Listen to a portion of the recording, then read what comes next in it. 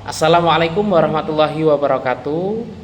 Semoga semuanya selalu dalam lindungan Allah Subhanahu wa taala, terutama mahasiswa Ekonomi Syariah Institut At-Tanwir.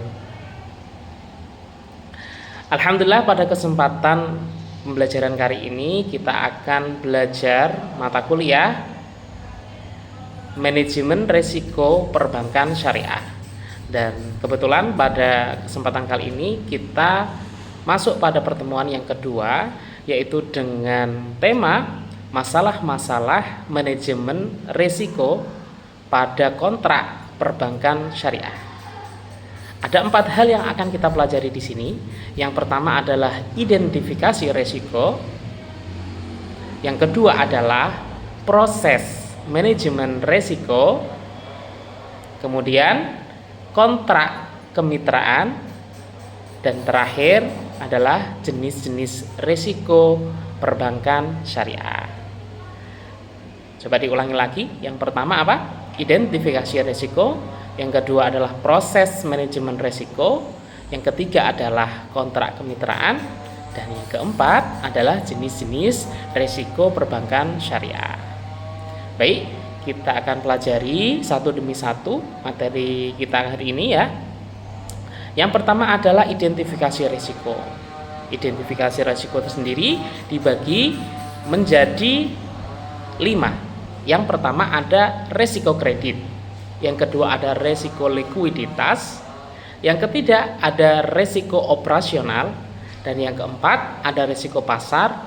Dan yang terakhir adalah risiko kepatuhan. Baik, supaya lebih jelas saya akan berikan penjelasan sedikit terkait identifikasi risiko ini. Seperti yang saya sampaikan tadi, dalam risiko kredit itu contohnya adalah risiko gagal bayar oleh nasabah. Jadi nasabah itu tidak bisa membayar pinjamannya di bank syariah. Kemudian risiko likuiditas, risiko kesulitan memenuhi kewajiban jangka pendek. Contoh, ada nasabah yang menabung dalam jumlah banyak dan butuh pada waktu hari ini misal.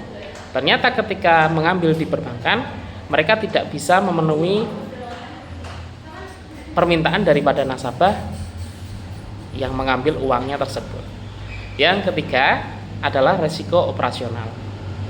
Risiko operasional ini adalah risiko kerugian akibat proses internal yang tidak memadai. Jadi ada penyelewengan yang dilakukan oleh karyawan atau SOP yang dilanggar. Kemudian yang keempat ada risiko pasar. Risiko pasar ini adalah risiko kerugian akibat perubahan harga pasar. Dan yang terakhir adalah risiko kepatuhan, risiko pelanggaran terhadap peraturan dan hukum. Jadi tadi adalah identifikasi risiko. Kemudian berikutnya adalah proses manajemen risiko. Yang pertama ada identifikasi risiko. Kemudian yang kedua adalah pengukuran risiko. Yang ketiga adalah pengelolaan risiko. Yang keempat pemantauan risiko. Dan yang kelima adalah pengendalian risiko. Identifikasi risiko yaitu kita mengidentifikasi risiko yang dihadapi oleh bank syariah. Dalam pengukuran risiko itu kita mengukur tingkat risiko yang dihadapi. Dan dalam pengelolaan risiko yaitu kita mengembangkan strategi untuk mengelola risiko. Kemudian di pemantauan risiko kita memantau risiko secara terus-menerus. Dan yang terakhir pengendalian risiko, kita mengambil tindakan untuk mengurangi risiko. Jadi pada proses manajemen ini diharapkan kita bisa mengenali risiko, bisa mengukur, bisa mengelola, bisa memantau, bahkan bisa mengendalikan. Sehingga risiko yang timbul tidak begitu besar, atau kalaupun besar kita bisa menanggulanginya. Itu proses manajemen risiko. Yang ketiga yaitu kontrak kemitraan. Kontrak kemitraan ini ada banyak. Di antaranya yaitu menggunakan akad-akad yang dulu pernah kita pelajari di semester sebelumnya. Ada akad-akad perbankan syariah, yaitu pertama bisa menggunakan musyarakah, kemudian bisa menggunakan mudharabah, kemudian bisa menggunakan istisna, kemudian bisa menggunakan murabahah, bisa juga menggunakan ijarah, dan bisa juga kita menggunakan akad yang lainnya sesuai dengan ketentuan syariah. Nah, dalam kontrak kemitraan ini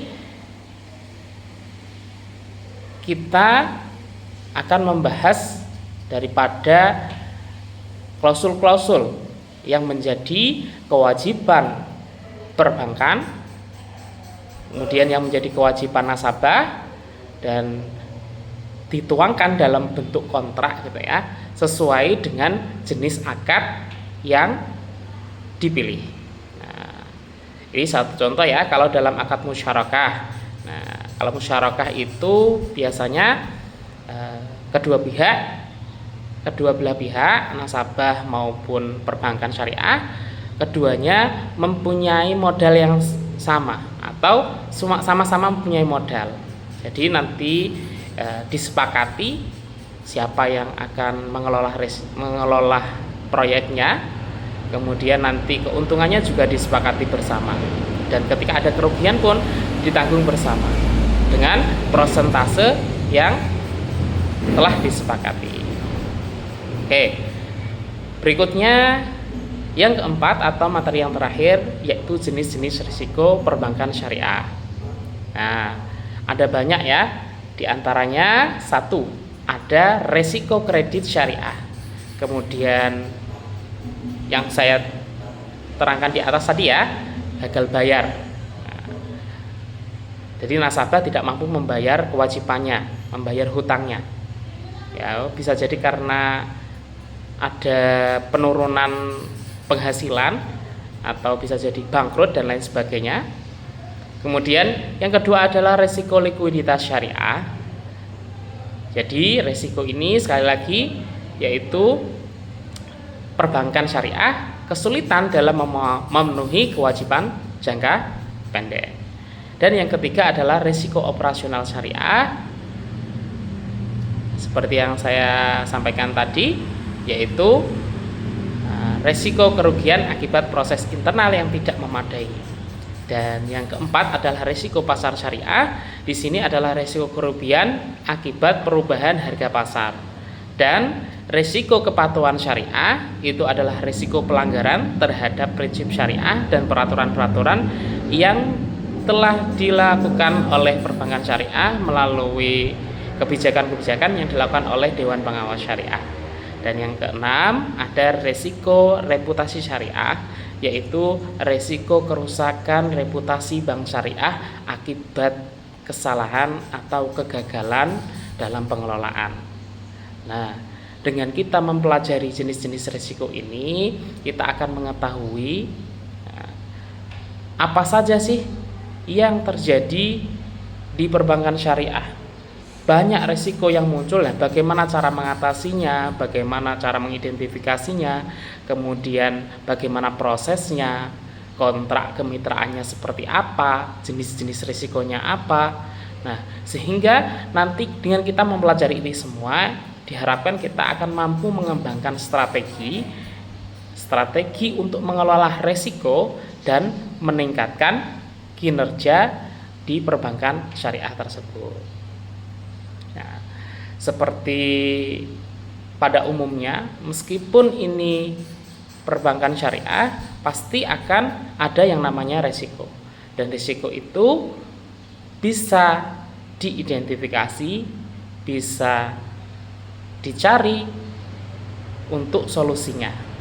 Nah, jadi dengan kita mempelajari manajemen resiko perbankan syariah ini, kita akan berusaha untuk menghindari resiko-resiko yang muncul akibat adanya penyelewengan maupun kondisi pasar maupun resiko-resiko yang muncul, sehingga kita bisa meminimalisir kerugian pada perbankan syariah. Dan ketika kita mampu meminimalisirnya, otomatis perbankan syariah akan mengalami kenaikan keuntungan dan terhindar dari kerugian.